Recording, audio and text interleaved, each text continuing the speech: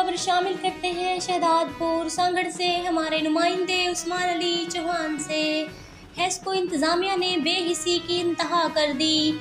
माह रमजान मुबारक में बिजली की एलानिया और गैर एलानिया लोड शेडिंग का दौरानिया 12 घंटे तक जा पहुंचा। अवाम बिलबिला उठी। सहरी, अफ्तारी और तरावी के औकात में बिजली बंदिश के खिलाफ शहरी सरापा एहतजाज। प्रेस क्लब के सामने एहतजाज। हेस्को के नाअहल एहलकारों के खिलाफ कार्रवाई का मुतालबा।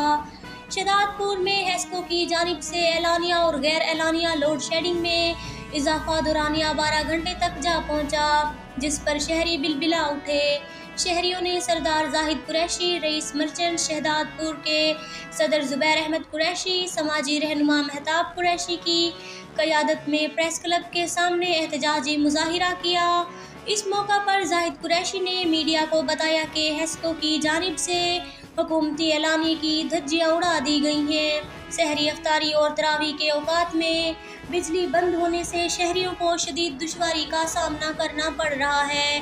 बिजली की बंदिश से कारोबार ज़िंदगी ठप होकर रह गई है।